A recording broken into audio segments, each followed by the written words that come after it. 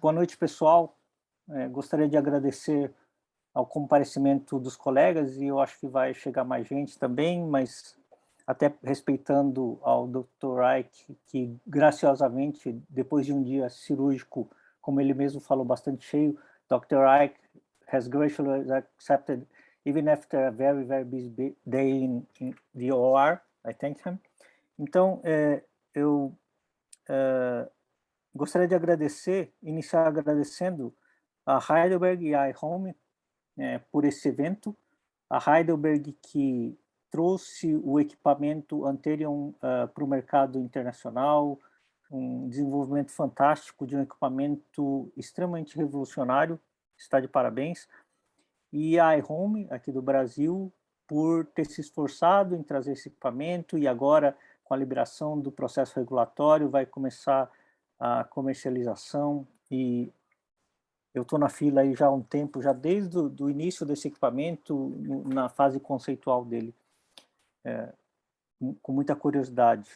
Quem está aqui também no nosso grupo, o Antônio Neubauer, que é o diretor da iHome, eu tenho trabalhado com ele durante esse tempo todo, estimulando e ajudando a pensar no processo de trazer a importância do ANTERION aqui para o Brasil. O José Albino, que acabou de fazer a introdução, o José Albino é especialista em aplicação, e a gente teve um treinamento do ANTERION essa semana com o pessoal da Heidelberg e da Alemanha também, foi fantástico. A gente está conectado também com a Veridiana também, eu já tenho a Veridiana da iHome também, e eu conheço a Veridiana desde quando ela era residente, como eu falei para a Veridiana, né? E também na conexão aqui está Ian Ziegler, que é Mr. Ian Ziegler from Heidelberg, who is in charge from Latin America. Então ele cuida da Latinoamérica pela Heidelberg. E I'm very pleased to have Dr. Ike Ahmed and Dr. Tiziana De Francisco. Both of them have great experience with ANTERION, and they're going to bring us some impressions they have in the real practice. Eu gostaria de pedir também para Antônio Neubauer dar algumas palavras, porque o Antônio Neubauer não queria falar, e por um estímulo nosso, eu acho que é importante o Antônio falar algumas palavras, porque por causa do esforço dele e do empenho em trazer o equipamento aqui para o Brasil. Por favor, Antônio. Obrigado, Dr. Milton. Thank you very much, Dr. Ike, Dra. Tiziana. Eu queria agradecer a oportunidade de vocês realmente estarem aqui conosco para lançar esse produto, que eu acho que é revolucionário. Eu tive uma experiência, eu vou ser bem breve, vou tentar ser objetivo, que eu sou meio prolixo, mas eu vou tentar. Nós lançamos espectralis no Brasil e teve um impacto fulminante há muitos anos atrás, porque é uma tecnologia que veio para diferenciar o OCT de câmara de segmento posterior, né? E eu acho que o ANTERION é o mesmo impacto, né?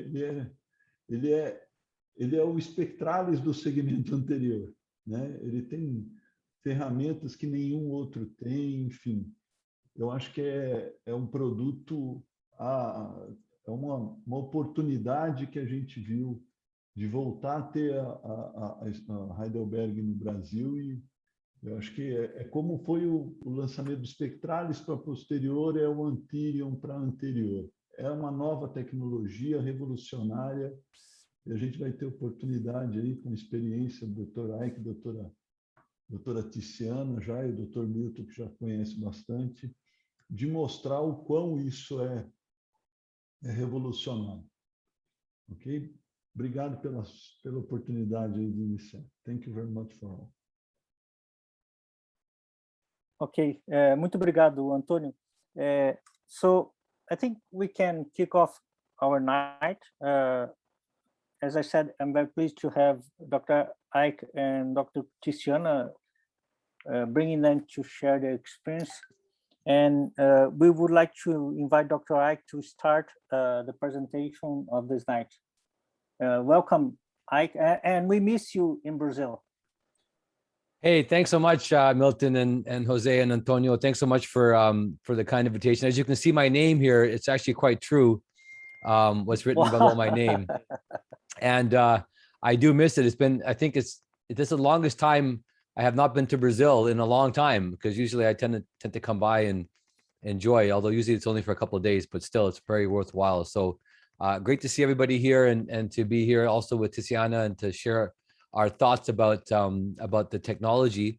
And more importantly, even though we're in the middle of pandemic, we still are, launching technologies. And I don't think anybody could plan as a company to launch technology during a pandemic. That's not part of the business handbook or the marketing handbook. So the fact that we are trying these things are important. And so life continues, and happy to share with you, some of our experiences. We've been using ANTERION for now quite a number of years. And, it's become, I would tell you that for me, it's become really one of our most valued piece of technologies. I probably think that because I practice glaucoma and cataract surgery and complex cataract and IOLs, that this probably gets some of the, the most use in my practice.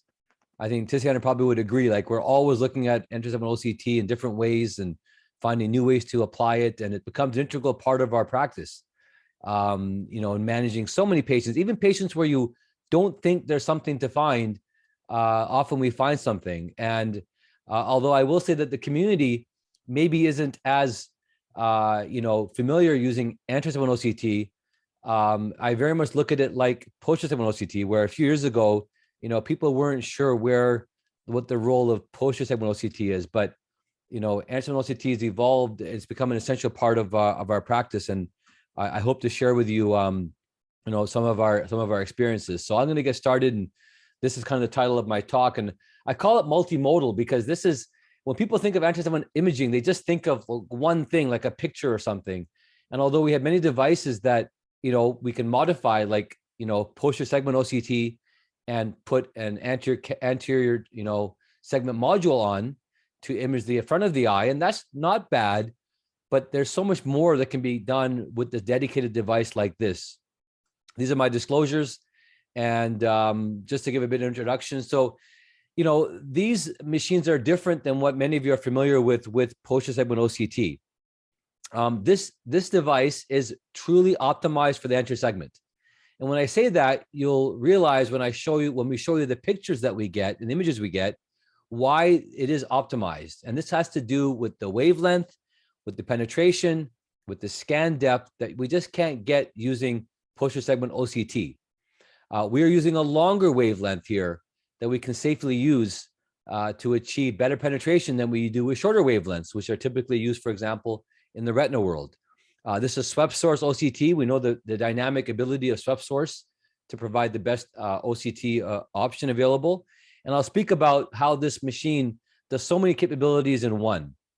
Now, of course, when it comes to the anterior segment, we often talk about UBM. I do use lots of UBM, and UBM was invented in Toronto. So of course, we're very, familiar with UBM technology, ultrasound.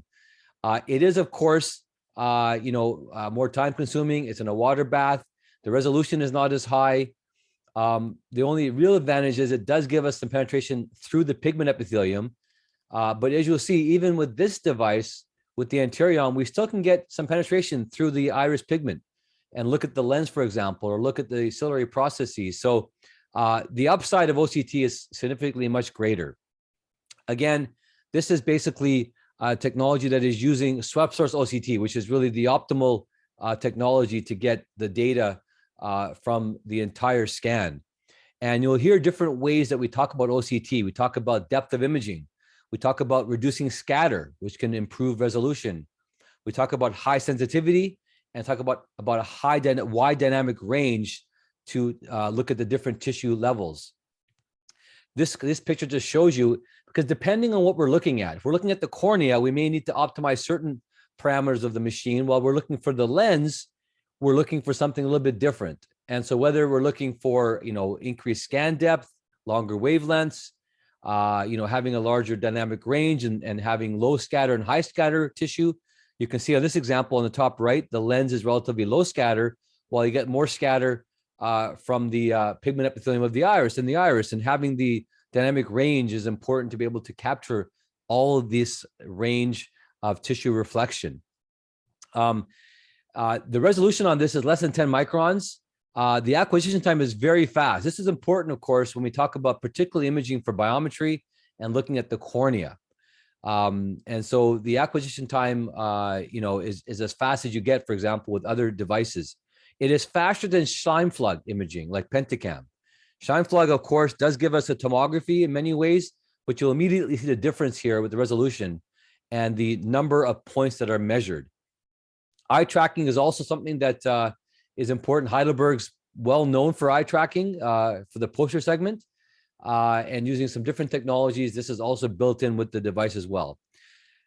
I like putting this, but this is a beautiful picture. This picture just, captures the entire anterior segment. It is color coded here, but you can see the different layers of the cornea, the epithelium, the stroma, the endothelium. You can look at guttata. As we go along the limbus, we basically see the limbus insertion. We see the scleral spur with this little protuberance, the change of the ciliary muscle you can see along this scleral border. As it meets the angle, we see a change in direction. This is the scleral spur. We'll talk more about this. This is important when it comes to anatomical relationships. Trabecular meshwork you can see is in yellow highlighted here. We'll talk about methods to do that. You get an anterochamber angle that you can measure from the spur or from the recess. The iris is visualized nicely. You can see the ciliary body outline, and then the lens is visualized within the pupil space, typically from the anterior and posterior capsule. We see the anterior and posterior cortex and the nucleus as well for density. So, and all of these can measure to the micron.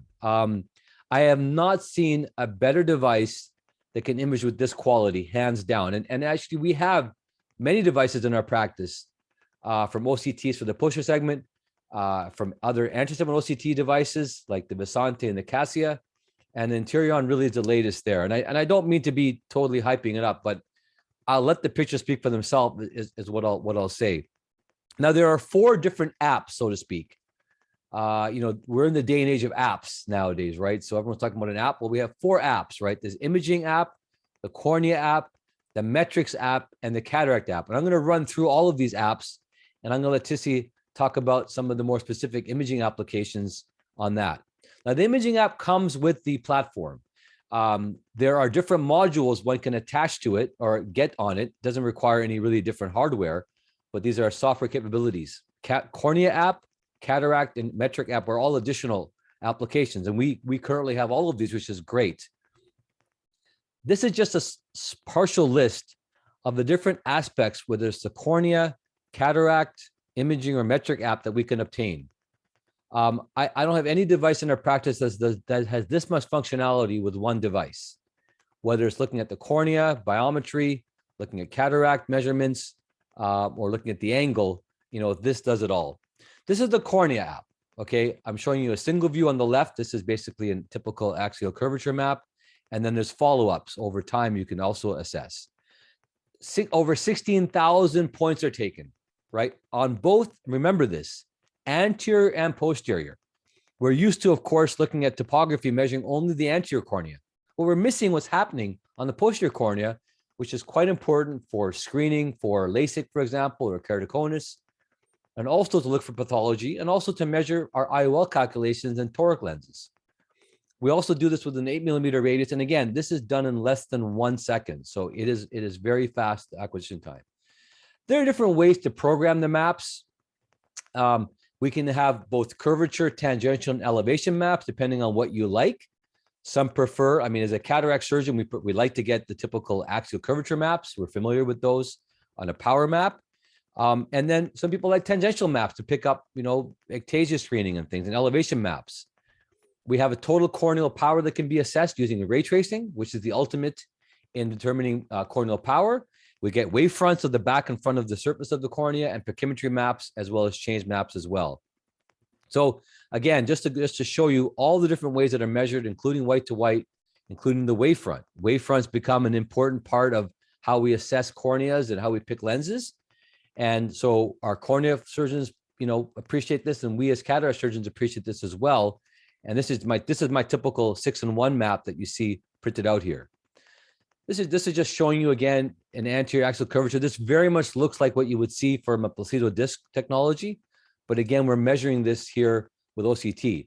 There's actually less artifact from poor tear film with OCT measurements than you get with placido ring. This is an advantage, for example, with patients who have ocular surface disease and other issues. We get less artifact from the tear film, although of course we still prefer to have proper ocular surface. We're showing the anterior axial curvature on the top, posterior axial curvature, ray tracing of the total corneal power, pachymetry, pupil, and then the white to white.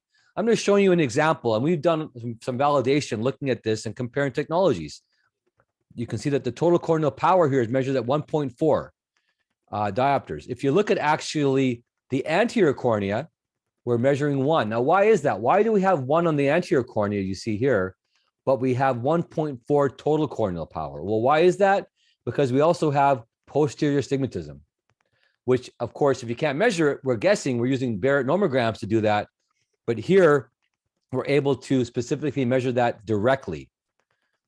Here's just an example to show you both the Pentacam and ILM-Master, which we have in our practices as well. And you can see that they actually match up quite nicely. So we can be confident that the validity of measuring total corneal power and astigmatism, we have accuracy here, as we can see that. This is, again, an example looking at the anterior tangential curvature maps here, elevation, pachymetry, posterior elevation on a best fit toric ellipsoid over an 8mm radius. And again, all the parameters we see listed here on that particular patient that we showed earlier. This is a typical map that I get. We got a 6-in-1 map. I like to get the anterior axial curvature, the total corneal power, posterior elevation, pachymetry, total corneal wavefront, and then an image of the pupil and the angle kappa. You can see we can get the different measurements here assessed here. And what I like to get also, you can see this particular example, this patient has some anterior steepening here on the anterior aspect of the cornea. Posterior elevation also shows some changes as well. And again, this has to be suspect, of course, for some corneal pathology. This is useful, of course, for example, for keratoconus screening. This patient doesn't have keratoconus, but has had multiple previous surgeries. You can see the different wavefronts, lower order and higher order. Of course, a lot of us are interested looking at things like spherical aberration. This patient, not surprisingly, has a fair amount of vertical coma. What we're showing here is the anterior corneal wavefront, but also, interestingly, we're showing total corneal wavefront. How often do you see total corneal wavefront when you're assessing the entire cornea? And again, just showing the printout there. Let me move to the cataract app. So this is fascinating because we can get an entire anterior segment and biometry all in one. The entire anterior chamber is represented here in the cornea, and also the lens thickness and the lens morphology, as well as the axial length, as you see here. This is basically a B scan put through the center fixation of the biometer here, and we can get a nice measurement looking at the axial length. This basically allows us to combine all these measurements to determine the best biometry and IOL calculations. We have topography, we have total corneal power, anterior and posterior surface, we have anterior chamber depth, white to white, lens thickness, and we have axial length all together. I want to emphasize one thing. We are moving away from thin lens optics, meaning that, when we typically look at IOL formulas, we're basically collapsing the anterior and posterior cornea to one thin lens, assuming basically that we have, essentially a normal Gall-Strand ratio. We're also assuming that the posterior cornea has minimal contributions to the total corneal power. By basically allowing us to measure the anterior and posterior surface of the cornea and the lens, and using Snell's law and using ray tracing, we can actually determine the true corneal power. Nowhere is this more important for IOL calculations than toric lenses, and also to determine the net corneal power to determine the IOL power on a spherical level. Again, just to show the example here, all the parameters we have. This is basically the jackknife of biometry, all in one device. And we have done some comparisons between ILM-Master 700 and other technologies and found very good correlation here. But you can see here in this particular example, a patient has a small pupil. Axial length here, 22.1, and the right and left eye is shown here. We have pupil diameter, which is important. We have angle kappa, which we may want to use for IOL selection, multifocal indications. We have the aqueous depth, which is from the endothelium to the anterior capsule. And we can add the central corneal thickness if we want to get the total ACD. White to white is measured here. Lens thickness is measured. And then we have whatever we want for the wavefront. I've chosen to provide me with spherical aberration here, written here, which is fairly low in this example, as well as the total high order aberration RMS value. We have our astigmatism written here and the axial curvature. So this is a classic example of our biometry. This patient is pseudophakic in the one eye. So we have a pseudophakic measurement. Right eye, we have phakic here in this example there. So this goes one step further, basically. Now we can combine all those values. You know, some of our formulas, we put 5 variables in the formula. Some of them are 7 variables, we just mentioned. And we can basically use the up-to-date IOL calculations. I typically use the Barrett Universal 2, as you can see here. The Barrett TrueK is on board as well. These are the most common IOL calculations we use. The TrueK is measured, of course, for post-LASIK eyes. We also are able to assess, remember, we're actually measuring the actual true anterior and posterior corneal curvature. So this is basically using ray tracing using a technology called Oculix, which measures the anterior posterior cornea and determines the steep axis and determines the axis where the lens should be placed. I'll show another example shortly. We use the spherical power based on our formula. In this case, I'm showing you an example of Haggis, Holiday 1, Barrett Universal 2, SRKT. Choose whatever one you want. We have our optimized IOL constants in here, target refraction. We can put our incision and our surgical astigmatism in here. You know, in this example, we put 0.2. And we're now going to incorporate the anterior and posterior thickness of the cornea and the lens for our measurements. Here's the example. I just showed an example here. This is looking at measured posterior astigmatism. We're not using a nomogram. We don't have to because we have the actual measured total corneal power. And this will tell us what the ideal IOL cylinder should be, right? Do we want 1.5 diopters or 1 diopter? And this tells you the cylinder at the corneal plane and what the expected residual cylinder will be, along with all the other values that are there. And then we have a printout basically telling us, like we do typically with a standard biometry, what the options are for our IOL targeting. So we have both spherical and we have toric calculations that are provided here. And we also have the ability to do post-refractive. And my preference is to use the Barrett TrueK. We also have the Haggis L as well. Both of them are very good for post-LASIK eyes and allow us to do it in a more accurate fashion. Finally, let me talk about the metrics. Now, this allows us to have exquisite measurements on the eye. This is beyond biometry. This is for central corneal thickness, anterior chamber depth, lens thickness, angle measurements, which for me are very interesting as well. Lens vault, which is important to determine the mechanism of angle closure, can also be helpful. Now, there are a lot of different values that have been now, produced that can help us to determine, for example, the anterior chamber angle and the risk of angle closure. I won't go through all of these. Some of these are more for research. Some of these are more, for comparative analysis, pre and post. But this machine allows us to measure all these aspects. Most of you will be familiar with the anterior chamber angle. Now, here's an example of a typical patient we've scanned through. Look at the high resolution picture we have here. This patient has a fairly narrow angle opening. I can immediately tell you right now, I can already see where the trabecular meshwork is. You can see the higher hyperreflectivity. Tissy will talk a bit about the bell, which is this extra laminar tissue that's present here. And what we're using is, this is where the technician does have to play a bit of a role. The yellow dot is placed where the scleral spur is. We see a little indentation where the angle meets the ciliary body muscle, and that's where it's placed. Again, I'll let Tissy speak to that a little bit more. And in red is the angle recess. Once we have that placed there, basically the machine will automatically now calculate the anterior chamber angle. In this case, here supratemporally and infranasally, and also the angle recess angle as well. And this allows us to basically determine the angle like you would clinically. It also tells you the lens thickness and the lens vault. How much is the lens rising above the scleral spur that may perhaps make us think about lensectomy, for example, for angle closure. There are a lot of measurements that can be obtained, right? Angle opening distance, the area in the trabecular iris space area can be determined. Whatever you want, you can use. Now, we don't use all these things, but certainly the anterior chamber angle is helpful. And in some ways, the lens vault can be utilized as well. This is an example of a patient who has, relatively reasonably open angle.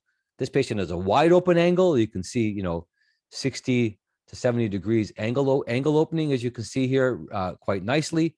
Minimum lens rise. On the other hand, this patient here has angle closure. This patient's angle closure, you can see it has a fairly high lens rise of 3 point didn't provide it here, but about 1/3 of that is above the scleral spur.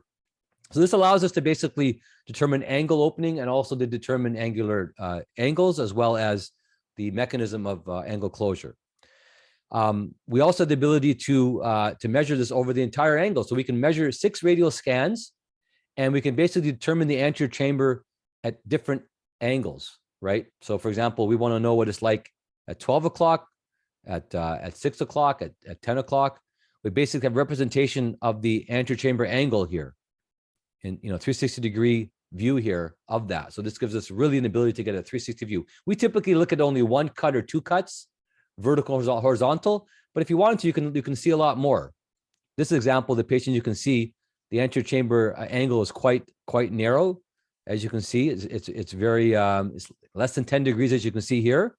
Some of them are 5 degrees, some of them are 7 degrees, depending on where the cuts are made. But this allows us to basically get an entire representation of that. And another example just showing, again, different measurements that are obtained across the angle.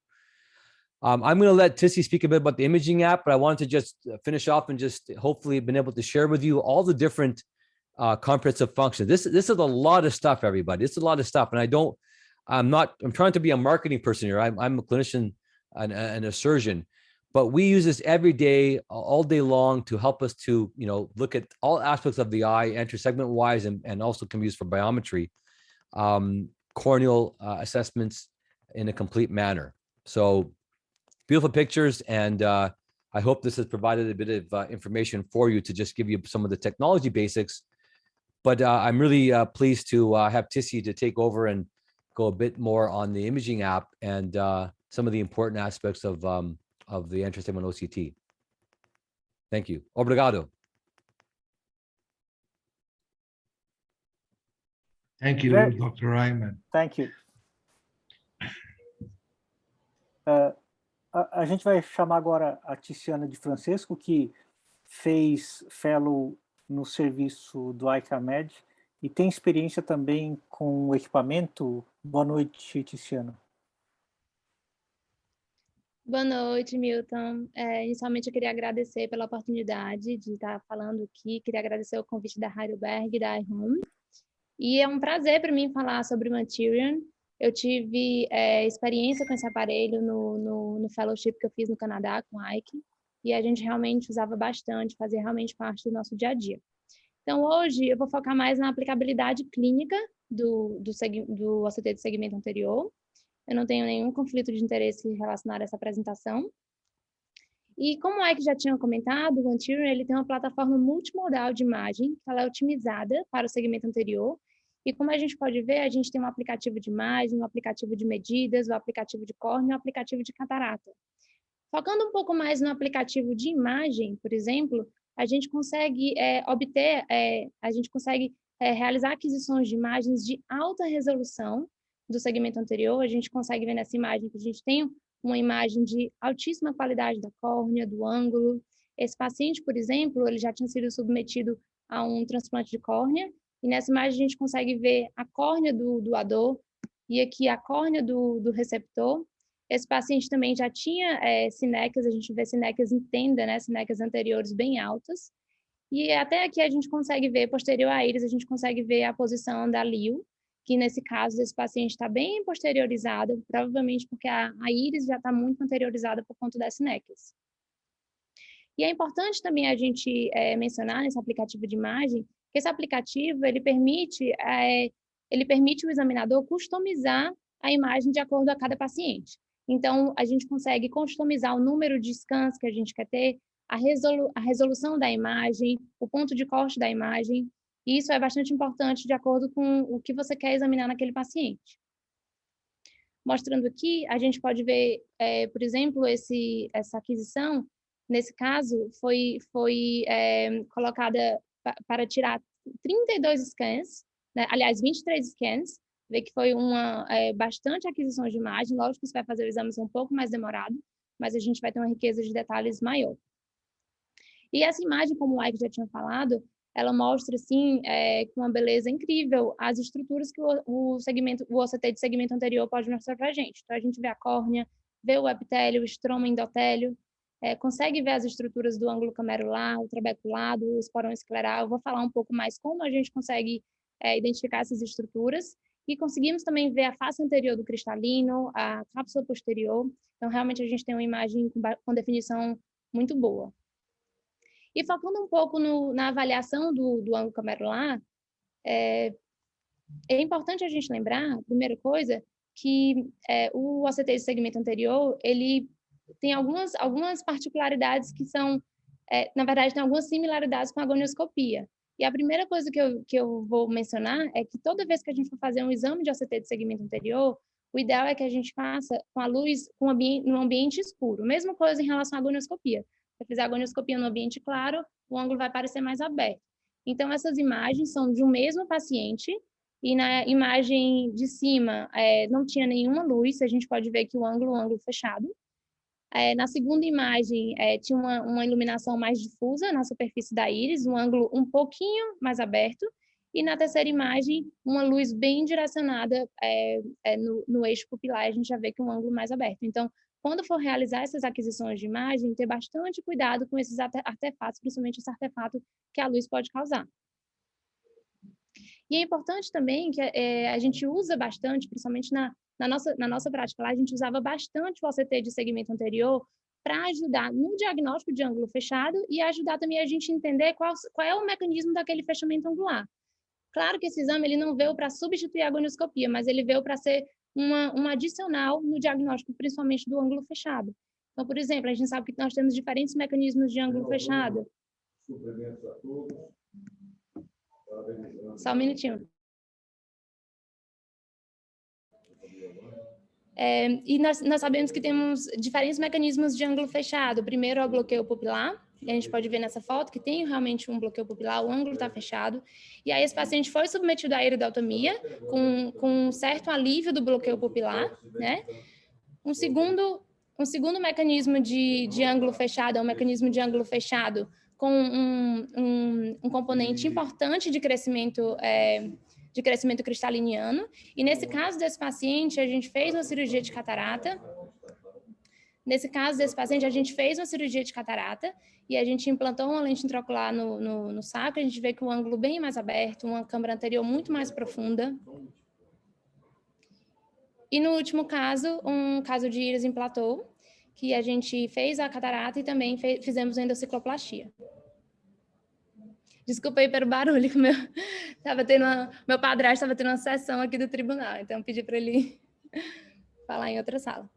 Então, assim, gente, é sempre importante a gente lembrar que o OCT de segmento anterior ele não está vindo para excluir a agonioscopia, né? Então, a gente usa como um exame adicional. Então, por exemplo, nesse caso, o paciente tinha um ângulo, uma classificação do ângulo de Schaefer de grau 4, um ângulo bastante aberto, e a gente pode confirmar no OCT de segmento anterior realmente que esse ângulo é bastante aberto, o ângulo aqui de 49 graus. Aqui, por exemplo, o ângulo já aberto, mas um pouco mais estreito do que o anterior, grau 3, mas a gente consegue ver assim, que realmente é um ângulo bem amplo com 35 graus. E que a gente já vai vendo que já está mais difícil, a gente consegue ainda ver o trabeculado, mas é um ângulo bem mais estreito, e o OCT de segmento anterior confirma isso, 18 graus. E aqui a gente praticamente quase não consegue ver nenhuma estrutura, e o OCT de segmento anterior confirmando que só tem 10 graus de ângulo. E no grau 0, com a impossibilidade de ver nenhuma estrutura angular, com contato iridocorneano. E é muito importante quando a gente está avaliando o exame do OCT de segmento anterior, que a gente utilize estruturas do ângulo como referência para diagnosticar se o ângulo está aberto ou fechado. Ou seja, a gente não vai olhar para o ângulo e simplesmente tentar, através daquela amplitude, tentar adivinhar se o ângulo está aberto ou se está fechado. É muito importante que a gente veja estruturas e a gente use essas estruturas como referência para realmente fazer o diagnóstico de ângulo aberto ou fechado. E a primeira coisa que eu vou focar é uma das estruturas que a gente usa para fazer esse diagnóstico é o trabeculado. E como é que a gente pode identificar esse trabeculado? O trabeculado, a gente não tem uma forma direta de identificar ele, então a gente vai primeiro identificar outras estruturas e indiretamente a gente vai identificar o trabeculado. Então, primeiramente, o primeiro método é identificar o esporão escleral, e o trabeculado vai ficar 500 micrômetros anterior ao esporão escleral. O segundo método é identificar a linha de Schwalbe, e o trabeculado vai ficar 500 micrômetros posterior à linha de Schwalbe. E o terceiro método é esse método de Bell, que inclusive tem um artigo explicando como que é a utilidade dessa estrutura, né? E esse Bell é uma faixa de lâmina limbar extracanalicular. E essa faixa, ela fica atrás do trabeculado. Então, a gente encontra essa faixa, eu vou até demonstrar em algumas figuras, e logo à frente tem o trabeculado. Essa faixa, ela também é conhecida como sombra do trabeculado. Então, a primeira coisa, vou mostrar alguns exemplos para a gente já ir trabalhando esse diagnóstico de ângulo aberto e ângulo fechado. Então, primeiro, nesse caso, o que a gente vai fazer? A gente vai, primeiramente, identificar a linha, por exemplo, um dos métodos que a gente usa para identificar o trabeculado, como o primeiro que eu tinha dito, a gente vai identificar o esporão escleral. Então, uma das maneiras de identificar o esporão escleral é através do método do bump, que é esse alto relevo. Essa foto não está tão, a imagem não está tão óbvia assim para ser visto o esporão escleral, mas depois eu vou mostrar outros que são melhores de identificar. Então, o primeiro método, a gente identifica o esporão escleral e 500 micrômetros anterior encontra-se o trabeculado. Segundo método, a gente encontra a linha de Schwalbe. Como é que a gente encontra a linha de Schwalbe? A gente vai desenhar o U nessa interface córneo-escleral, e nesse ápice do U é onde encontra-se a linha de Schwalbe. E 500 micrômetros posterior à linha de Schwalbe é o trabeculado. Outro método de identificar o trabeculado é o método Bell, que eu tinha comentado, que é essa sombra, essa imagem como se fosse hiporreflexiva, de hiporreflectividade, desculpa, e na frente dessa imagem a gente encontra o trabeculado. Muitas vezes a gente consegue até ver o canal de Schlenk aqui. E aqui é um exemplo mostrando o estudo histopatológico. A gente aqui pode ver também a região do Bell e o trabeculado logo na frente. Nessa imagem a gente consegue ver o canal de Schlenk. E aqui no estudo histopatológico a gente também consegue ver as mesmas estruturas. E aqui no meio o canal de Schlenk. Outra estrutura importante para a gente identificar no ângulo, na imagem do ângulo do OCT de segmento anterior é o esporão escleral. E tem alguns métodos a gente identificar o esporão escleral. O primeiro método é o método do músculo ciliar. Então, esse método a gente traça uma linha tracejada na interface entre o músculo ciliar e a esclera, e traça também uma linha, que é a linha pontilhada, na superfície interna da córnea. E onde essas duas linhas se cruzam, onde elas se interceptam, é exatamente onde vai ser o esporão escleral. Esse método é o segundo método mais fidedigno para encontrar o esporão, para identificar o esporão escleral. O segundo método é o método BUMP, que é o método do alto relevo. Então, a gente consegue ver que tem uma projeção da esclera em direção à câmara anterior, e no ápice dessa projeção é onde ficaria o esporão escleral. E o terceiro método é o método da linha de Schwalbe. A gente traça o U, a gente desenha o U na interface córneo-esclera, e a gente identifica que a linha de Schwalbe, que é essa seta branca menor, e 1 milímetro posterior seria o esporão escleral. É importante a gente lembrar que nem sempre é fácil de identificar o esporão escleral. É interessante que a gente use esses 3 métodos para ter certeza que a gente está realmente identificando de forma correta. E tem alguns pacientes que são mais difíceis de encontrar esse esporão escleral, principalmente pacientes idosos, pacientes com ângulo fechado. Isso tudo torna um diagnóstico mais difícil. E aí vamos praticar um pouquinho o que a gente aprendeu. Vamos ver se a gente considera esse ângulo aberto ou fechado.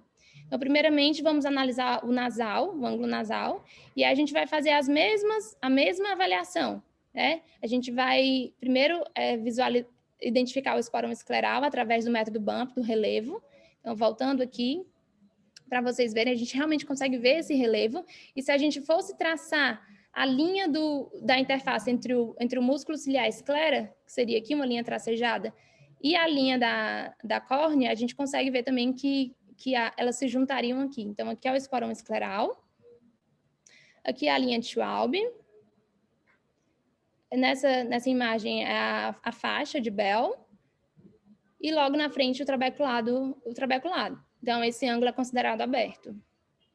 E aí, analisando o ângulo temporal, a gente consegue visualizar o Bell, e a gente vê aqui que o trabeculado, a área do trabeculado, onde tem a área do trabeculado, já tem um toque com a íris, né? A gente visualiza também a linha de Schwalb, e nesse caso o ângulo é fechado, então o ângulo nasal aberto, o ângulo temporal fechado. Outro exemplo, nesse caso, um exemplo de ângulo estreito, a gente consegue visualizar bem, é difícil de visualizar o esporão escleral aqui nesse caso, mas a gente consegue ver o Bell e a gente consegue ver o trabeculado aqui. Então é um ângulo que é aberto, mas porém estreito. Nesse caso, o ângulo completamente fechado, a gente consegue visualizar aqui a linha de Schwalb, aqui o trabeculado, aqui o Bell, tem um contato irido-corneano, né? Aqui nessa região, íris com trabeculado, e aqui o esporão escleral, esse alto relevo, que realmente está coberto pela íris. Nesse caso, por exemplo, é um caso de ângulo fechado, com íris em platô, com a câmara anterior bem rasa. E nesse caso também, um caso de catarata, uma catarata densa, com a câmara anterior rasa e também com ângulo fechado. A gente consegue ver, na verdade, que a linha de Schwalb está bem aqui. É até difícil de identificar o trabeculado nessa imagem. O esporão escleral, até eu nem consigo identificar nessa imagem. Então, os casos de ângulo fechado são mais difíceis de identificar o esporão escleral. Nesse caso, é um caso de um paciente com uma síndrome de dispersão pigmentar. Ele tem uma íris côncava, né, levando a um bloqueio pupilar reverso. A gente vê uma câmara bem profunda, essa íris bem côncava, encostando no cristalino. Aqui alguns stories do eye que eu coloquei aqui, mas esse primeiro caso é um caso de glaucoma de ângulo fechado, uma câmara bem rasa, uma catarata importante de 5,75. O segundo caso é um caso de síndrome de pseudoesfoliação, um paciente que já tem começando, o ângulo é aberto, mas começando a querer ficar um pouco estreito, e com a lente também com aumento cristaliniano importante. E esse terceiro caso, é uma imagem muito bonita, né? Um paciente que tem síndrome de Marfan, e ele tem uma subluxação do cristalino, e a gente consegue ver perfeito, né? Aqui, a borda aqui nasal do cristalino é totalmente subluxada para a parte temporal. Nesse caso, era um paciente que tinha um ângulo estreito, e foi realizado cirurgia de catarata, e a gente consegue ver perfeitamente a lente dentro do saco, bem posicionada, centrada. Esse caso é um caso de um paciente com nanoftalmo, né, com olho nanoftalmico, câmara super rasa, isso é um caso para o Ike, com certeza. Câmara super rasa, o ângulo assim realmente fechado, né, aqui nasal e no direito também fechado, na verdade, os dois ângulos fechados. E pós-faco, a gente vê uma câmara anterior bem ampla, uma lente bem posicionada, a gente consegue até possivelmente ver hialóide anterior aqui, também nessa imagem. Esse outro caso é um caso bem interessante, um paciente que teve, pós-faco, teve uma síndrome do bloqueio capsular posterior. Esse paciente, ele começou a apresentar com um erro refracional miópico, ele começou a miopizar, e a gente viu através do OCT de segmento anterior que tinha um acúmulo de líquido, a gente consegue ver atrás da lente, né? A gente consegue até também ver um pouco na biomicroscopia, mas aqui no OCT de segmento anterior é muito claro que ele tem esse acúmulo de líquido posterior à lente. E essa lente, ela estava indo tão anterior que ela estava encostando na íris, como se fosse roçando na íris e causando uma síndrome uveíte glaucoma enfema. Então, nesse caso, a gente fez uma capsulotomia com IAG laser e a gente já consegue observar que teve um alívio, né, desse acúmulo de líquido. A lente já ficou um pouco mais posteriorizada, o erro refracional melhorou e a gente está observando a questão também do glaucoma desse paciente. Nesse caso, é um paciente pós-faco, que a gente consegue ver que a lente está posicionada bem posteriorizada, paciente que no pós-operatório teve uma surpresa refracional com hipermetropia importante, um paciente que tinha fragilidade de zônula. E às vezes a gente se pergunta por que será que esse paciente está tendo essa surpresa refracional tão importante? Será que foi algum erro de cálculo biométrico, algo do tipo? Mas aí nesse exame ele já consegue mostrar para a gente que realmente foi o fato da fragilidade zonular. Outro exemplo de lente tiltada, e aqui a gente consegue ver até a abinha da cápsula anterior. Nesse outro caso, um caso de um paciente já no pós-operatório tardio de FACO, já há muitos anos, paciente que tinha síndrome, que tinha pseudosfoliação, uma lio subluxada. A gente até consegue ver aqui o vítreo na câmara anterior. E essa bolinha aqui são Summer Rings Ring. E a gente consegue ver também um pouco da lente aqui, é um caso bem interessante. Nesse caso, um caso de um pós-operatório de lente intraocular de câmara anterior. Esse outro caso, a gente consegue ver uma lio com uma imagem de hiperdensidade, né? Então, a gente vê que é uma lio calcificada com depósito de cálcio. E nesse caso, era um paciente com uma catarata traumática, com iridodiálise, e a gente consegue ver perfeitamente essa iridodiálise aqui também no OCT de segmento anterior. Esse outro exemplo é um exemplo de ICL, né, uma lente fásica de segmento posterior. A gente até tem uma distância, digamos, razoável entre a ICL e a face anterior do cristalino. Já nesse caso, você vê a diferença, né? A distância é mínima. Esse paciente provavelmente vai desenvolver catarata em breve, né? E talvez em alguns meses. E nesse outro caso, extremos, uma distância entre a ICL e o cristalino muito, muito grande. O paciente desenvolvendo um ângulo fechado, câmara anterior muito rasa. Esse paciente teve que ser submetido a uma troca de ICL. Outra imagem mostrando o anel corneano intraestromal.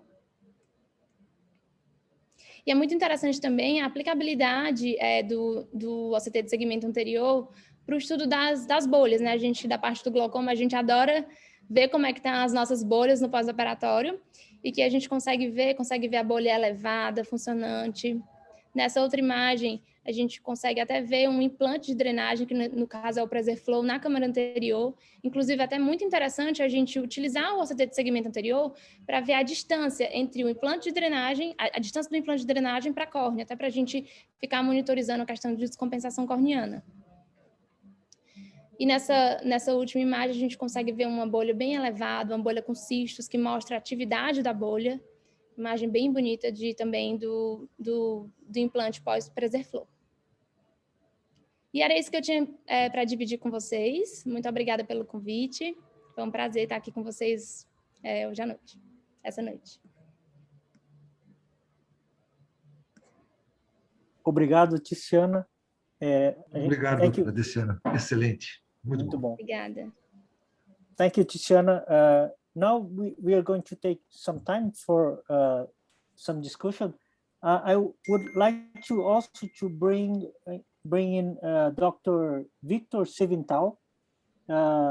He's a glaucoma specialist in São Paulo, and he sent here a question regarding glaucoma, but I wanted to bring him in to the discussion. José Albino, você consegue colocar ele?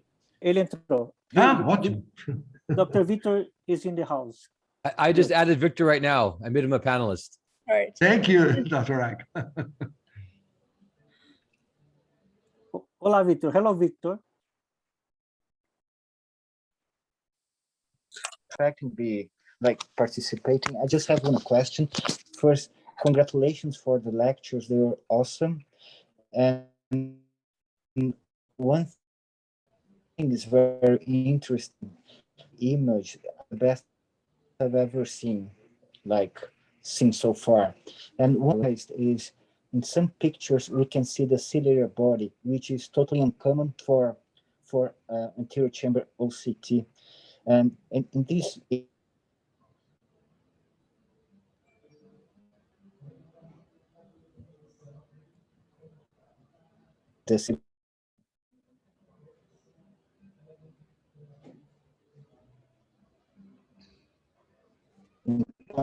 cases or in angiosa glaucoma? Victor, I think your connection might be a little bit weak. I think you were asking, and I think I agree that the penetration is really like excellent with this device, and it allows us to get deeper than we ever could see with any kind of OCT device. And this allows us to perhaps also kind of understand mechanisms a bit more. I think you were talking, Victor, I didn't hear your whole question, but I think you were asking about how does it help plan angle closure surgery?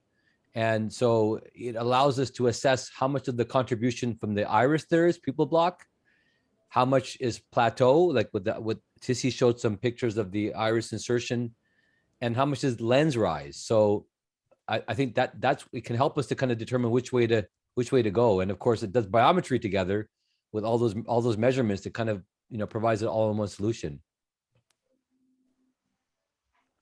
Yeah, it's pretty much what he asked. Victor, if you can switch off your camera, the connection for audio would be better, I suppose.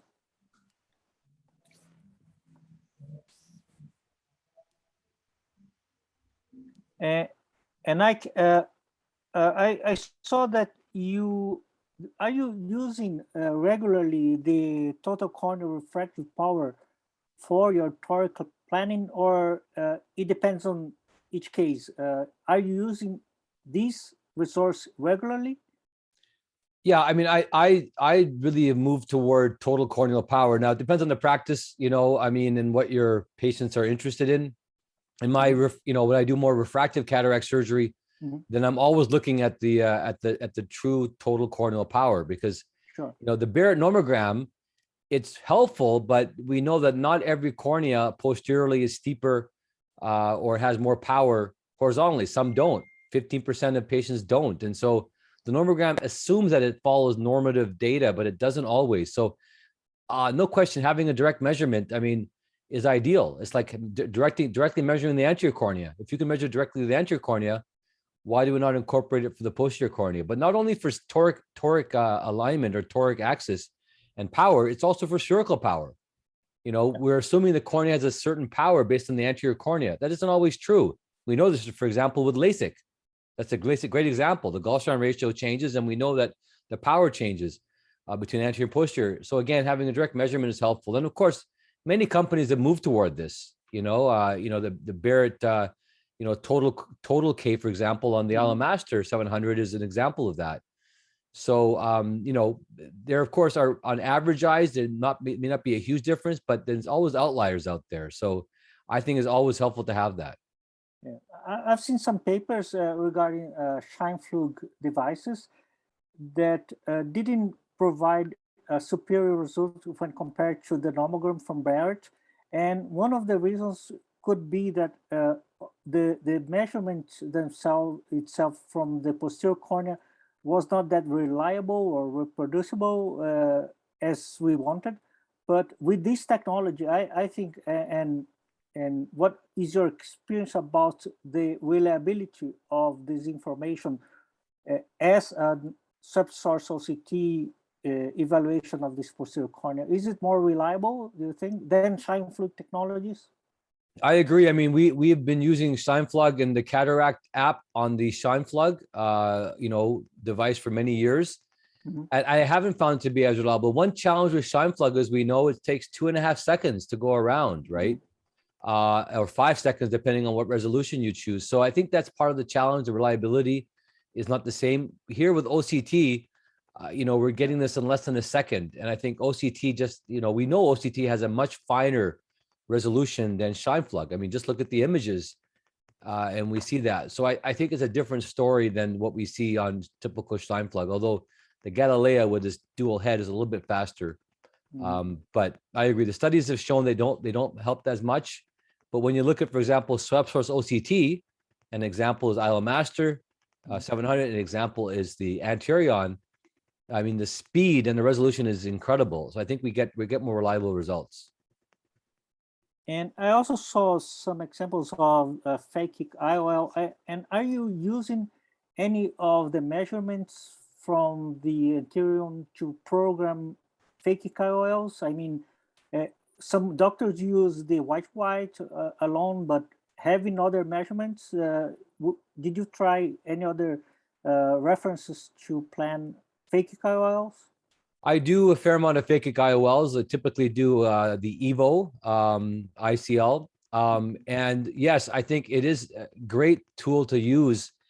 The challenge is that, you know, we've been so accustomed to using white to white, and I typically, you know, measure white to white with different methods. We use ORB scan here. We do use Pentacam as well, and white to white and calipers as well. White to white has become, you know, so standardized, and the nomograms have been developed for that. So we still do that more and more, though. I mean, using either ANTERION OCT or other technologies to measure, for example. You can't quite measure the sulcus, as you know. You can't get back behind the iris, but you can measure the angle recess to angle recess, or scleral spur, depending on what you choose to use. And that correlates quite well with the sulcus to sulcus. So I think, you know, people have done studies on this. You know, people use UBM, but I do think this is an application, yes, to measure that. Fortunately, for most of us, white to white seems to work pretty well, though, as well.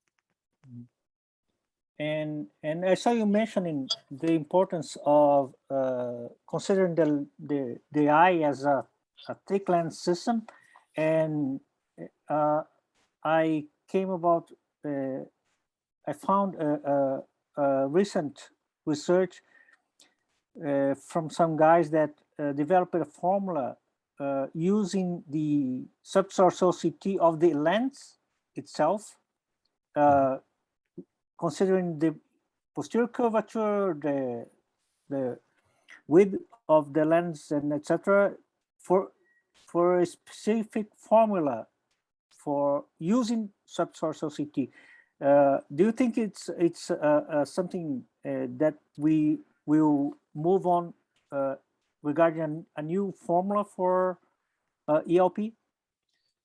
I don't know the answer to that. I've been interested in this for many years as well. I mean, to use, for example, the lens position, lens thickness, and posterior curvature and anterior curvature to determine and predict ELP, right, the lens position. But I think, you know, we haven't seen any good data yet to see the reliability on it. So that's the challenge. I think that, you know, of course, the cataract density and the thickness could be what alters the lens position. You take the cataract out now, and so that lens position will be not necessarily physiologic, you know, or back to physiologic, that was different than when the cataract was there. That's part of the challenge. We've also looked at, you know, predicting where the equator of the lens is, you know, very much like, for example, some of the femto laser platforms do, where basically you're looking at the anterior curvature and the posterior curvature and extrapolating where they go, and that's the lens equator. And the lens equator can be used then in a distance from the lens equator to the cornea to predict ELP. I think that's fascinating. That can be done by UBM. It can be done with this as well by extrapolating the curves. And that's something that could have a future. So I do think that there's something that will hopefully be looked at in that area. I think that's a missing variable we don't have right now. Good. And I'm mostly interested in this aspect of ray tracing formulas. And how do you choose the cases that you're going to with Oculix, for example? You know, I think, you know, particularly eyes which have unusual corneas, right? Obviously, patients who have post-LASIK refractive corneas, I think it's helpful. You know, we had patients who we had a patient who had like a 30 diopter cornea, anterior cornea, not touched by any laser. I sent it to Warren Hill for his advice, and same thing. He said, you know what, use ray tracing, anterior and posterior measured cornea, and, you know, determine the Gallstein ratio and use that to basically determine your total corneal power. We just don't know, and we make an assumption that every cornea is the same, and it isn't. They're extreme. So I think I don't see it as a downside in using it. You know, you have to, of course, potentially adjust your IOL constant a little bit if you're optimizing it, because you're now using net corneal power rather than the anterior corneal power, and that can alter your IOL constant a little bit. But I think that's, to me, that's the future. I mean, why would you not want to have the total corneal power for all cases? Sure. And Tiziana, did you become a fan of this equipment in your daily practice there? Super big fan. I'm really hoping that we can have this like here, like in my hospital, like soon. I hope so. But I remember like so much, like especially in the beginning of the fellowship, I used to do, for example, an agonioscopy. And then I would discuss the case with my preceptor and say, no, I do think that the angle is open. And then after that, we were checking the anterior segment OCT, and we could see that it was not. So probably I was doing some indentation. So I think it's a great, machine to, I think it's not like, it doesn't come to exclude the gonioscopy, but as an additional tool, I think it's great.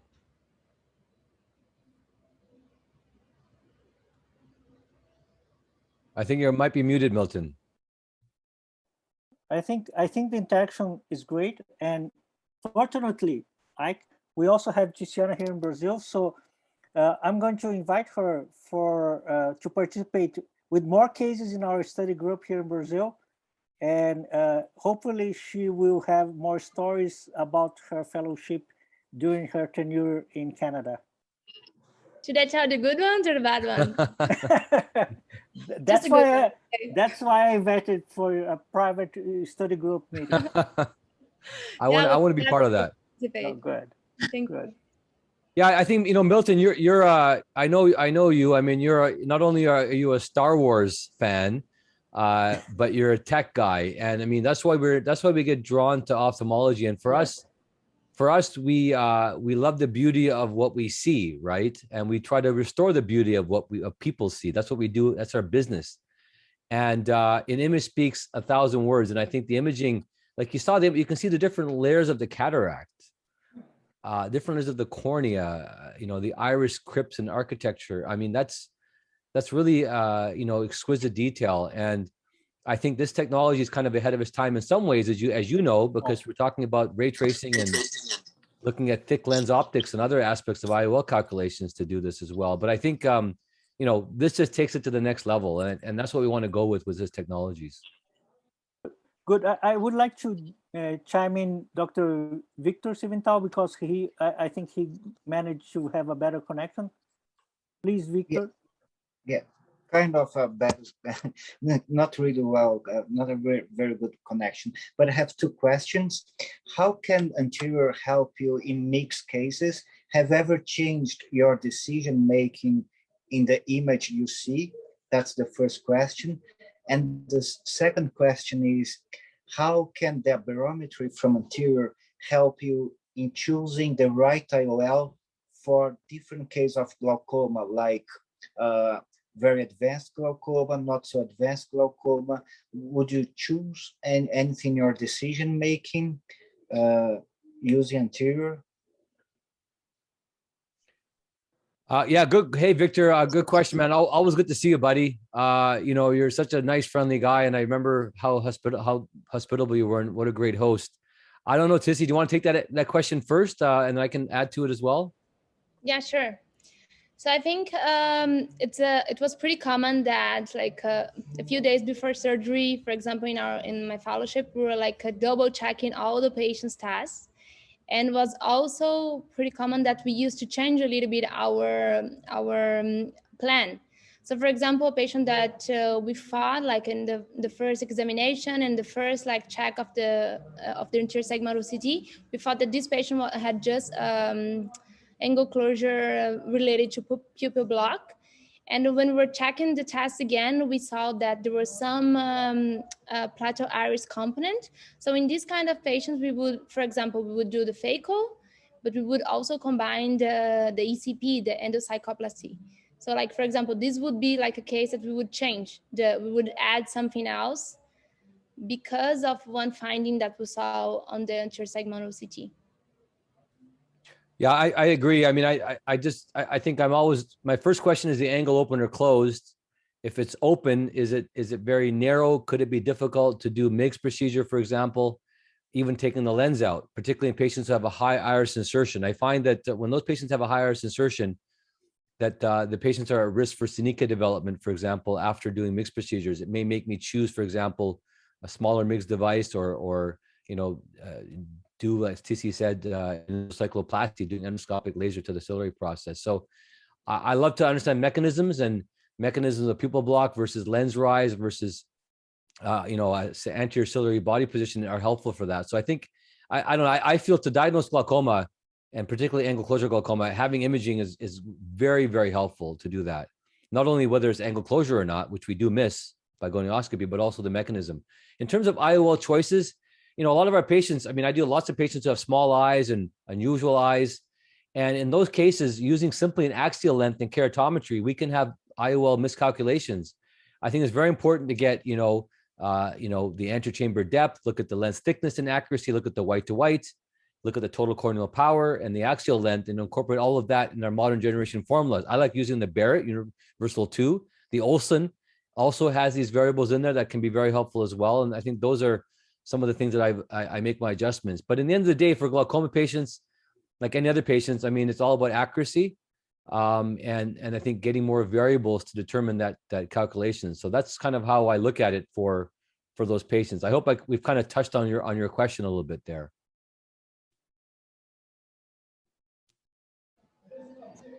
Yeah, that was perfect. Thank you. Congratulations. So there's a question asking about the yellow dot and the red dot. So just to clarify, usually the yellow dot we place on the scleral spur, and the red dot we place on the angle recess. But it's something that you can change, right? You can manually change. Yeah, our technicians, can do this, but it does require some training. You don't have to do that. You can, like Tissy beautifully showed, when you look at an image, you can basically identify where the spur is. You can determine, where Schwabe's line is. You can look at the bell, and you can know where the TM is inside. And that tells you what the position of the angle is and the angular depth. You can predict you can see whether it's 10 degrees or 20, 30. So those are usually good enough for us clinically when we want to just get an assessment of, is the angle open closed or not? And how open is it if it's not closed? How narrow is it, for example? But, if you want to get more discrete measurements, then that's where, going on the machine. And you can use, we have the viewing software in our examination lane. So we don't have to be at the machine. We have it in our examination lane. We can pull up the image. We can put the dots where we want to, and we can go all the way around, and we can, like I showed you, do that as well. But yeah, that's basically how those are applied. Okay, good. I think we had a great debate here, and I'm going to, I had a dinner with Victor Civintal 2 weeks ago, a very enjoyable dinner with our fellows, because I work with him here in São Paulo, and I would like to invite you, Ike, and Tiziana for us to have a meeting here. Jose Albino can arrange something in the near future, but I miss so much meeting colleagues and friends, and I know you too, Ike. You're a globetrotter, and I think more than technology, as you mentioned, that we have as mutual interest, but I love connections as well. So I think we can meet as soon as we can, as the situation allows. I hope so. I would love to, and definitely count on. I'm going to remember you invited me now, so I will hold you to it, and I will just say, may the force be with you.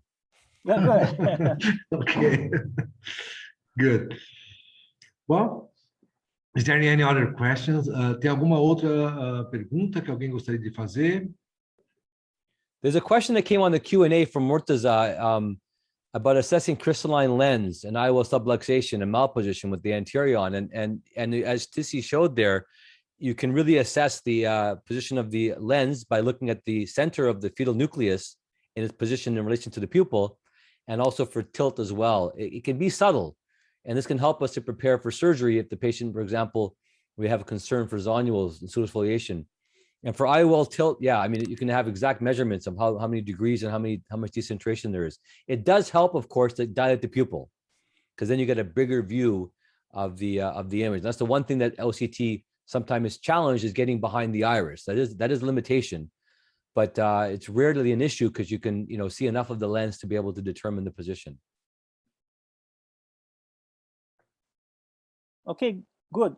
I think we can go to the final remarks from Tiziana and Ike, and I would like to Mr. Antonio to finish the session as well. From my part, I really expect everybody to join us here in Brazil as soon as you can in a very nice dinner. Okay, thank you.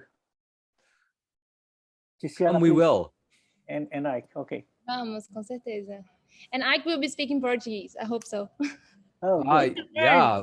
Boa noche. Now he has also a new fellow that she speaks Portuguese. So you need to learn. Oh. 2 fellows speaking Portuguese. It's your time now. Yeah. It was hard enough to keep up with the Brazilian fellow, so. Good. Eu queria agradecer pelo convite, foi uma noite muito agradável, muito bom discutir um pouco sobre esse aparelho que tanto me encanta e espero que a gente tenha em breve aqui acesso a ele no Brasil. Muito obrigada pelo convite. Thank you. Ike, please. Thank you for the invitation. I hope we've been able to share with you how technology just continues to, elevate our ability to image the eye. I mean, ophthalmology is all about imaging and calculations, and I just congratulate Heidelberg, for the great work that they're doing, and iHome for bringing it to, to the technologies to the Brazilians and South Americans, and hopefully we'll be there one day, be able to show it and be there in person as well. So thank you, Milton. You're always a gentleman, and anything you do, Milton, I'm always signing up to do because you're a visionary. Thank you so much. Antônio, por favor. Tá sem o áudio, Antônio.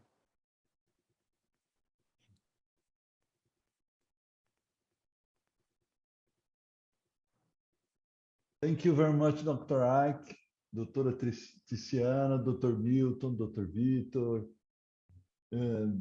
Muito obrigado a todos pela participação. É um prazer poder disponibilizar essa tecnologia para o Brasil. Já temos a condição, inclusive, de importar. O problema é só prazo de entrega, mas que a produção do produto é um sucesso no mundo inteiro. Então, a gente vai ter que administrar só prazo de entrega. Fora isso, já estamos totalmente hábeis a importar o produto para o Brasil. Viu? Já a tecnologia, a gente até está trazendo um de demonstração aqui para poder colocar essa tecnologia para ter experiência, tudo. Vamos disponibilizar em breve, ok? E fico à disposição aí para quem precisar, contato no meu e-mail, por todos os outros meios, WhatsApp, etc. Tá? Obrigado a todos. Eu agradeço a todos pela atenção aí. Fico à disposição de todos. Nossa equipe, a iHome, está orgulhosa de ter vocês aqui conosco essa noite. Thank you very much. We are very proud to receive all people in this meeting. Thank you for all. Have a nice night. Obrigado. Thank you. Thank you, Dr. Ike. Obrigado, doutora Tiziana. Obrigado, Dr. Milton. Obrigado, Veridiana. Obrigado, Antônio.